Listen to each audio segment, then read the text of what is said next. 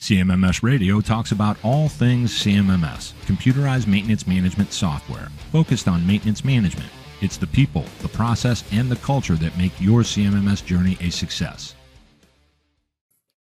Welcome back to CMMS Radio.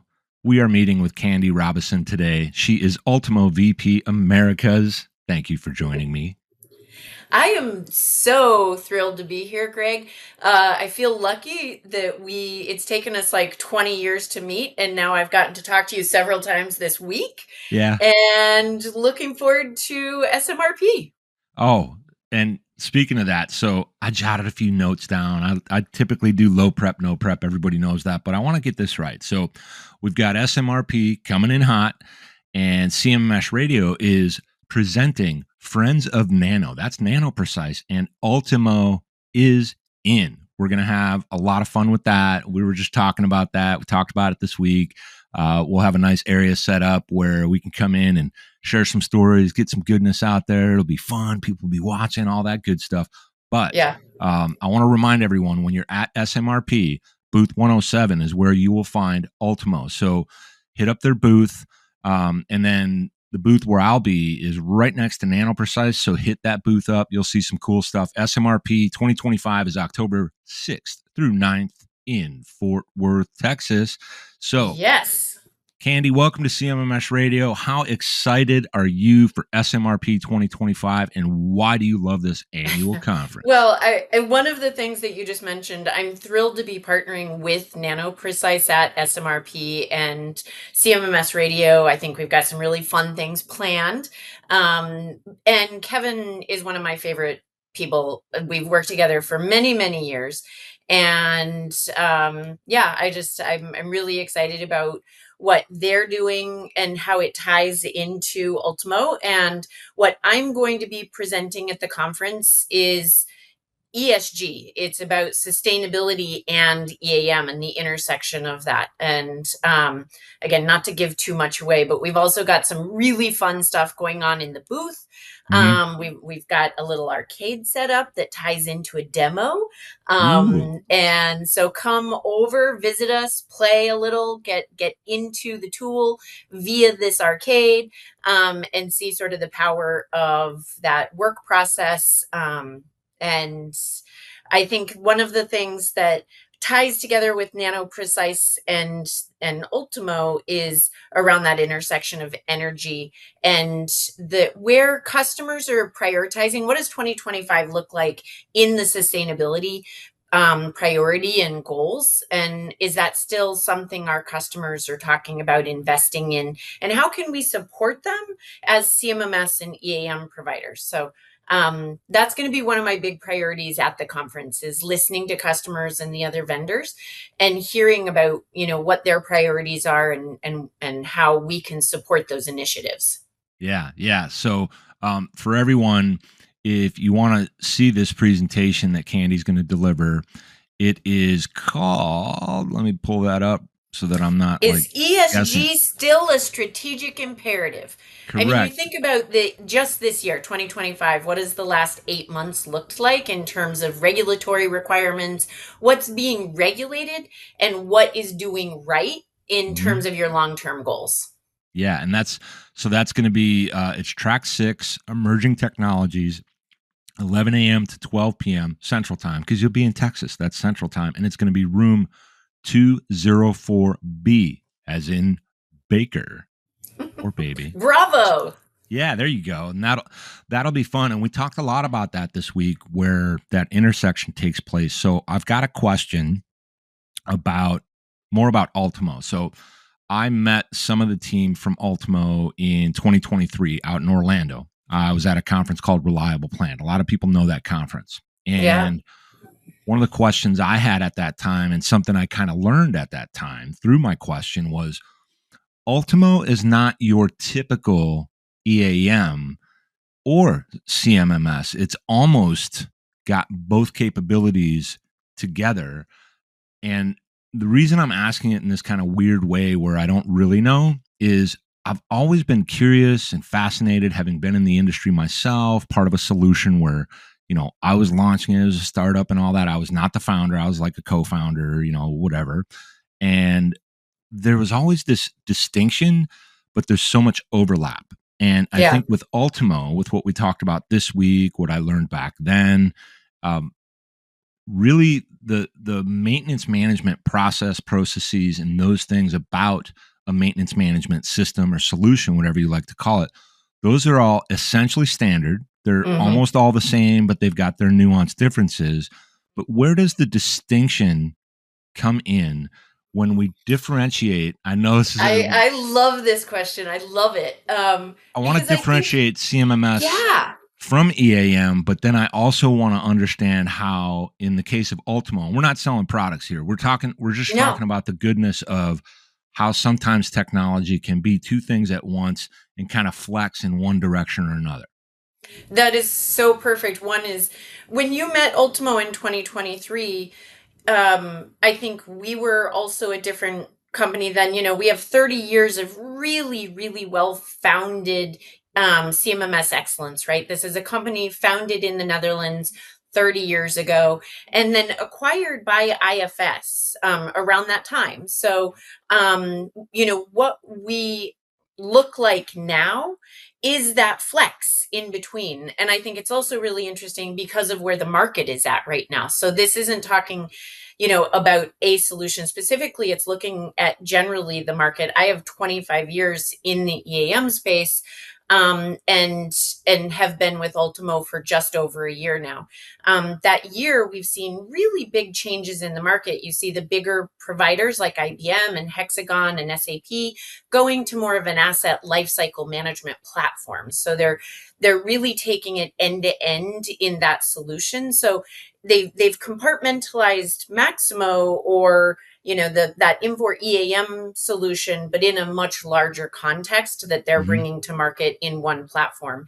And then you also see some of the, I'm going to say, lower end, lighter lift CMMS players really making the investment to flex up in a lot of ways.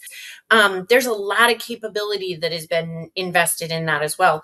Ultimo sits in this really sweet spot of an easy entry point, a quick time to value. It's an awesome cloud platform where customers can use it as an entry point, but then really flex up into an EAM solution that's going to provide you the broad capabilities that you see in those heavier enterprise applications where you've got operations, you've got health, safety, and environment, you've got fleet, you've got some industry built into the EAM solution and work process as well. So I think that's what got me really excited when I met the team at Ultimo, is what they were doing and investing in their roadmap. Also, killer mobile solution, offline capability, and putting that work in the technician's hand as they go out into the field, which is so critical in terms of that maturity process.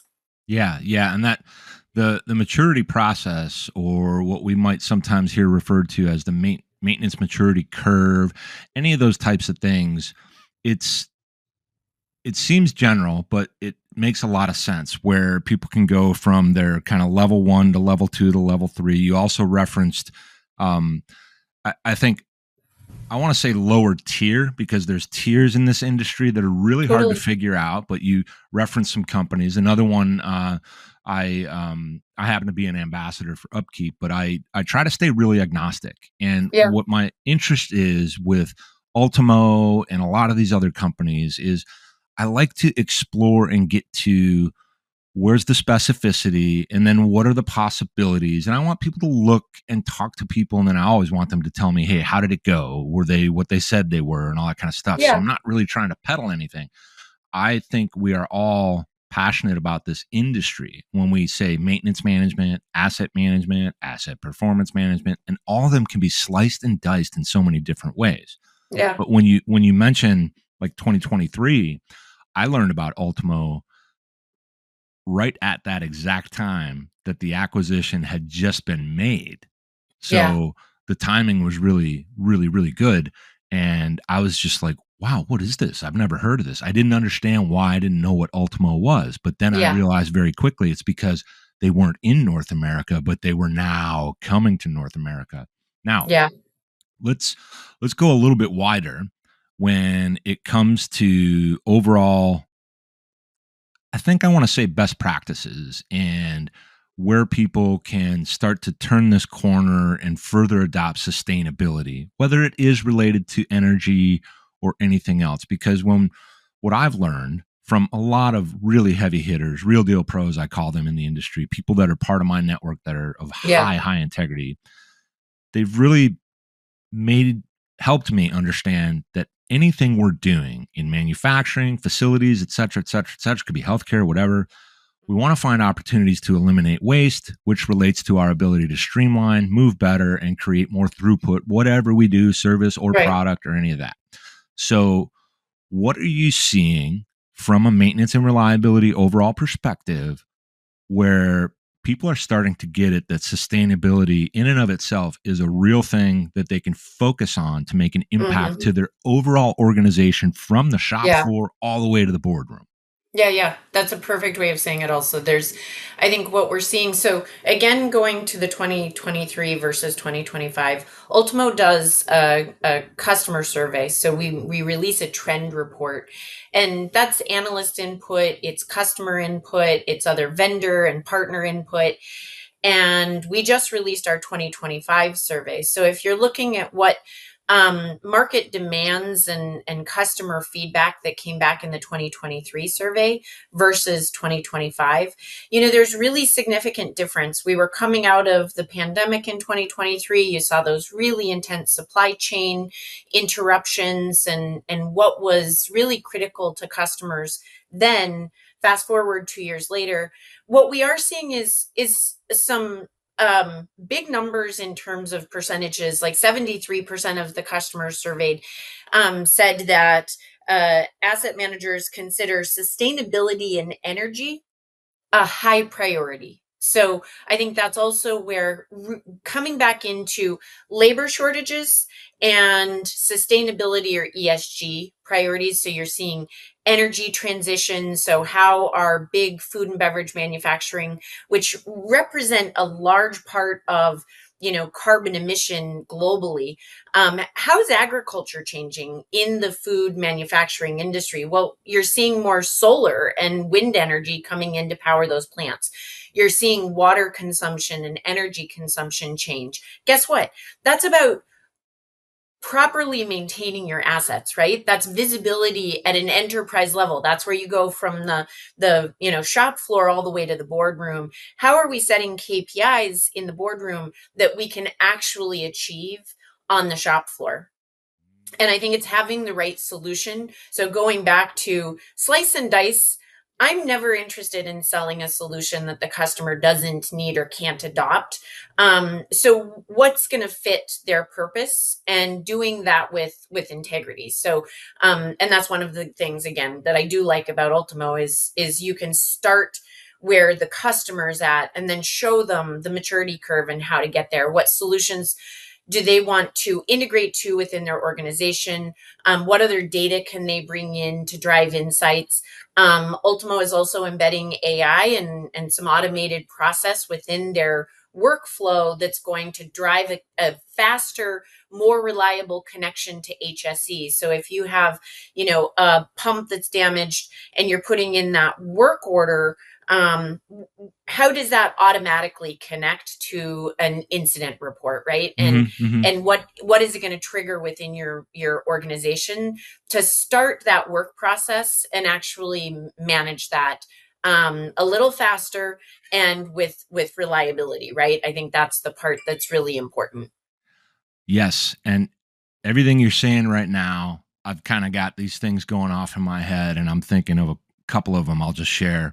One is the likelihood of success is going to be based on how it could either be your people and your process. And someone today I talked to flips it with process and then people, because that would give you the skill sets of the people. But if you have Mm. that consistent culture that is really bought in, and then it's all tied together, you get the support from the top and the bottom. Not to say anyone's above one another, but when we look at the organizational umbrella, then I get to this maintenance maturity concept where I'm thinking, well, if you're already in a position where you're not crawling, but you're walking or maybe even running, Now you can Mm-hmm. start to stitch in these other things where you have the automated incident reports.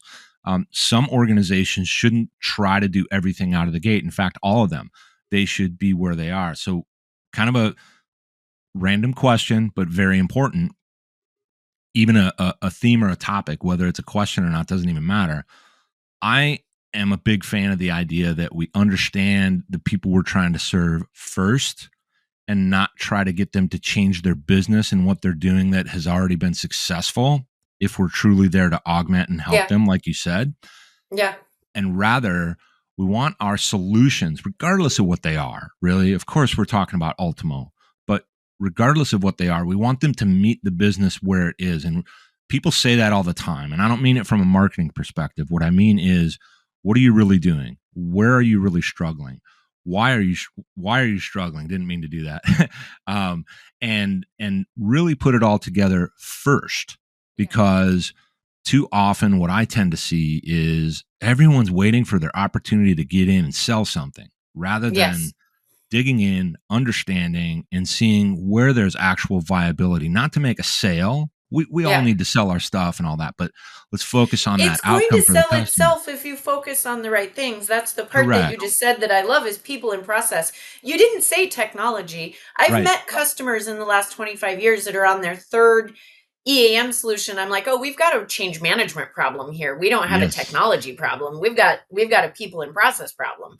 Let's focus on doing a maturity assessment, listening to what problems you are trying to solve to. What are your KPIs? How are you measuring it? And then we can actually start to tackle that, the implementation of a technology that's going to fit your people and your process. And I think that's one of the things that's so important. I had the benefit of being in software for 20 years and then 5 years leading a services team. Hmm. And I think that was the part that was really important for me, was understanding that part of, like, when you come in to implement the software and what has been sold in terms of the technology, that's when the real work starts, and you really are, understanding the process and the people and the change management and the culture, and how likely are they to adopt. And one of the things I mentioned before, which is labor shortages, we really understand. We've been talking about it for a decade, but it's here. There's this year I have really talked to a lot of people who are retiring and taking that ingrained knowledge out the door with them. And so how can we make sure that we're upskilling, that we are bringing in the right technology to fill some of those gaps, and then changing process and change management around how you can adopt technology that's going to help support that newer workforce that's coming in. Yeah. And I'm going to put one other kind of concept on top of that that I'm a fan of. I know it's not easy, but people, on one hand, I say they just need to start. On the other hand, I'm thinking, well, we got to get some context around this. But collect, gather, and curate this tribal knowledge, because the more we leverage other technologies as that knowledge goes off into retirement or whatever it might be, or a career change, the the difference between the generations, some are hungry for it, others, I don't need to listen to you, I can look it up here. And that's got some pretty heavy risks with it. And I've looked at the EAM, the CMMS, as one part, only one part of how we can collect and gather these data points or Yeah. stories around tribal knowledge. What broke? Why did it break? What did we do? What does a machine whisperer know and understand when they use their senses, their ears and the way they touch something? You're listening, you're seeing. Yes, And you've been maintaining that asset. Literally, Greg, I was at a conference years and years ago, and one of the folks there was older and had been working at this plant for a very, very long time, and they mm, had a stick that they could put on the piece of equipment and sense the vibration. It's literally a stick, and it's that kind of stuff that it sounds funny now, but it's like, that's real. And I visited a customer this year. You've got one end of the table that's the executive saying, how do we bring Industry 4.0 into our plants? And then you've got the other end of the table that are literally still printing work orders and looking at a demo going, where's the print button? And so it's that part where they don't have the budget to buy mobile devices, intrinsically safe mobile devices, because this was a plant where they're making ethanol, right? Like that's got to have safety all over it. Mm-hmm. And then the executives asking how they can, transform their company into a digital company. I'm like, well, let's buy them some safe devices and start talking about not printing work orders. Yeah, and the other thing is we tend to see in both of those instances where someone's on that path towards digitization. I like to say it in a funny way because it's just beat to death, but when we take our processes and we start leveraging technology, that's what we're Yeah. doing. But Yeah. in both instances, they can both be thriving and performing really, really well. And I love the story you talked about where the individual was using a stick. And when I was really young, because there was a time, I I remember like hot rod guys and other people in different environments would use those same methodologies. And for me, this was before the internet and all this kind of stuff. For me, it made sense right away. And it was because they they have these tactile and sense things that they can do. Someone in let's say when we're talking about motors and hot rods and horsepower and all that, right? You have Yeah. crankshafts turning. They could use that stick and they could hold it on the motor and they could feel something that you couldn't hear, Mm-hmm. and they would know, Yeah. oh yeah, this is the problem. And they would know, all right, how much of a teardown do we have to do we have to pull the engine, can we work on it while it's in it, and all this kind of stuff. So I don't want us to spin out. Here's the thing, with everything we talked about today, we have so much to talk about when we're at SMRP. And what I want to do when I bring you on at the setup that we have, we're going to have a full rig. I call it the recording rig. Reliability X is bringing that for me. So shout out to George Williams and the whole crew. Um, that's going to be really fun. But I want to find out after you do your session what's happening. And I'm hoping if one or two people are cool with it, they might cruise over and talk to me and just tell me what they learned. What did they get as a takeaway that they can bring back home to the organization to make an Yeah. impact? But before you go today, get you started on your weekend, I would love it if you participate in the fun question segment that all first timers on CMMS radio must suffer through. And it's totally fun. No wrong answers. Are you good to go? Yeah. Let's do it. All right. I'm going to ask and you just knock them down. No rules here, Okay. no wrong answers. Number one, what is your favorite music?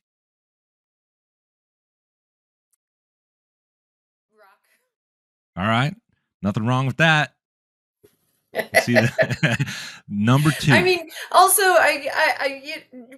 as we established, we're the same age, so we grew up in the same era. I also grew up in Alaska, so I mean, I think that's just like part of my DNA. Is yeah, it's rock. Yeah, nothing wrong with that. Number two is, what is your favorite sport or hobby? And if it's a sport, it doesn't have to be one that you currently play or played. It could be one you like to root for and cheer for and follow. Absolutely. So I am a passionate runner, and so that is my main hobby. But if I'm watching sports, I'm watching basketball. Nice, nice. Go Celtics. All right, all right. We talked about that yesterday. Very cool. We did. Now, here's the big one. No wrong answers. What is your philosophy, perspective, opinion, anything at all? Is it even a thing when we talk about the concept of work-life balance? Do you know? So this is going to sound really ridiculous, but it's sort of that concept of do what you love. Um, I didn't even know that this was my passion. I started at a job 25 years ago, and had the good fortune that it introduced me into an EAM solution that I, got into a community of work that has really. I only talk about two things, Greg. It's my daughter and maintenance. And that's the big joke that like I'm a lot of fun at dinner parties because I only have two speeds. I actually went to Costa Rica on a yoga retreat this year and manage to bring up maintenance. And it lights me up. I'm excited about it. It's real things, it's real people. And so that's a blurry line for me. The work-life balance is about being, I'm really grateful that I'm passionate about what I do. And so it's a blurry line for me. There is nothing wrong with that. And it gets somebody thinking, hey, I think about it that way. Or maybe they say, nah, I don't agree with that. It doesn't matter. What matters more than that is that we can share and talk about it, get to know you a little bit.